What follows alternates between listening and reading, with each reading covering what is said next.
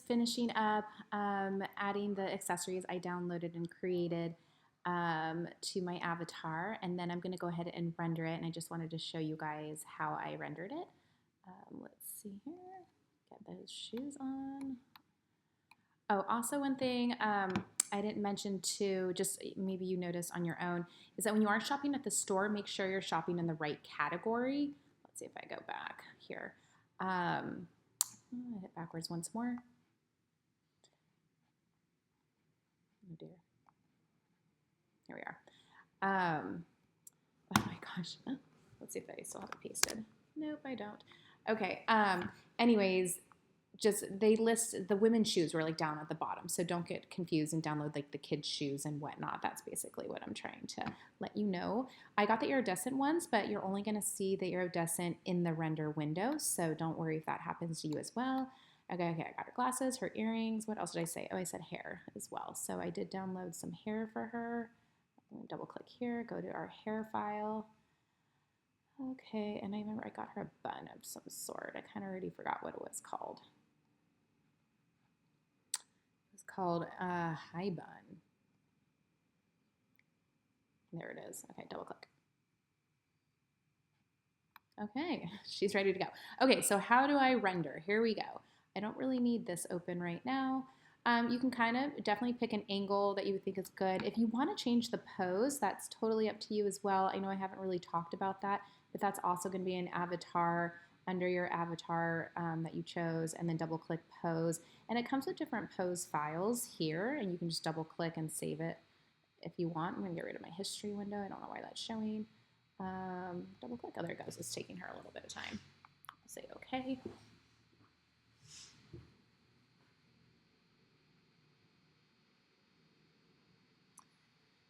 You even have the option to turn on these joints. I'm not doing it right now because, well, let me do it. I guess I can. There we are. And you can click and drag these green points and make your own pose if you like. And if you really like it, you can say File, Export, and like Save Pose. And then it'll come up here and, you know, you can refer to it later. So that's kind of a neat thing too, if there's like a certain way you want your avatar to be standing as well. So. Okay, but you don't have to do that today. This is just optional because students have been asking me. Okay, so I'm going to go ahead and turn off that view of the avatar, and it looks like she's doing good. This is a great pose. I guess I'm happy. No, oh no, it's not that great because the hardware trim did not move. Darn it. Okay, so good to know. So that means I'm going to have to go grab it and probably just move it myself. After I can get it to stop simulating. There we go. Let's see if we can grab this thing. So that's kind of a pain in the butt. Alrighty. Okay. Okay, so but anyways, the point of this video is just a couple things with the render window. So I'm gonna, again, minimize that, just have a little more space. Render, click render. There we go. So I'm gonna, in the 3D window, kind of get a full body pose since I did put some shoes on her. So we can get that in there.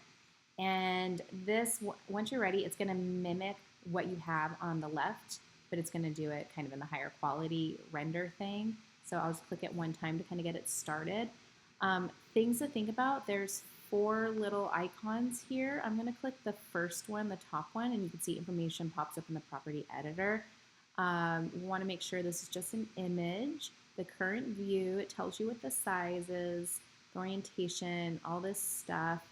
Resolution, I have mine at 300. I think high is good. You can go like 600 if you really wanted. Background, okay, transparency. I like to have my transparency on, so it's gonna have to save it as a PNG file, which is fine. But the reason why I like transparency on is because then it doesn't have to render this solid background of like whatever your solid background is. And I can just, if I really care about my background, I can open it in Photoshop or Illustrator and add a background way quicker than waiting for the thing to render. So I recommend turning transparency on.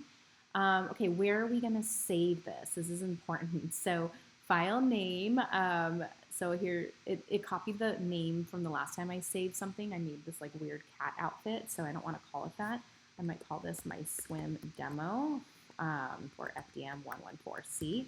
Where do I want to save it? I don't want to save in the animal costume folder. No. So you'll want to find the folder that you want to save it in.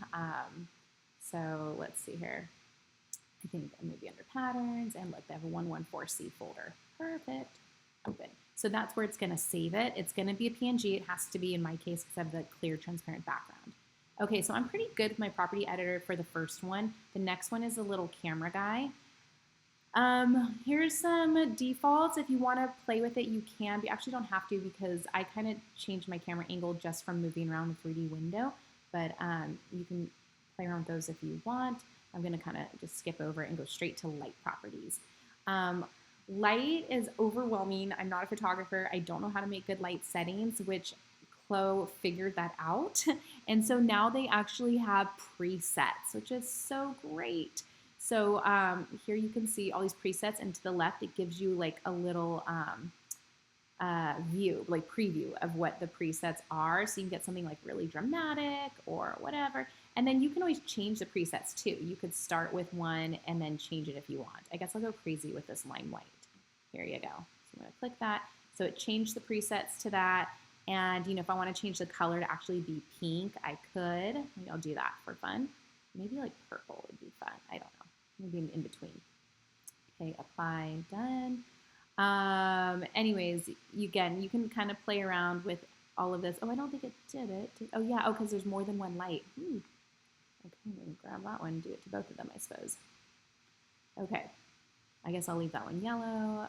Maybe this one will change because I'm getting myself into trouble. I should probably just stick with the preset, honestly, but well, I'm having fun. I can't help myself. Okay, cool. So, and the last one, clicking this guy. I usually like my noise threshold really low because sometimes it'll look kind of grainy. It takes a long time to render, like maybe 20 minutes, maybe longer, maybe less. So you can say like max time, just stop at 20 minutes. I don't care about like, and whatever. So I just leave mine at 20 for now. And quality, I'm just gonna change mine to very high. I think that's good. Okay, so now when I'm done, I'm gonna hit this little stop button up here because it was trying to do the render preview thing. So I'm like, stop doing that, and let's go to the actual render, which is the play button. See how it says final render? Click that one time. Okay, here we go. Now is a great time to go take a break. If you want to go get a cup of coffee, make yourself a sandwich, do some laundry, go do that. And then come back, and hopefully your render will be ready in about 20 minutes, and it will, a little window is going to pop up and say, hey, your image is saved. Do you want to open the folder? You can say yes. If you say no, just go to the place where you saved it and put it there. It's going to be a really nice PNG. It's going to be really cool. And that's the file that you are going to want to share with your class. Okay, so anyways, have fun, and I can't wait to see all of your guys' various renders. It's just kind of cool that we're all starting with the same bathing suit, but I have a feeling they're all going to look really different. So I'm excited to see that.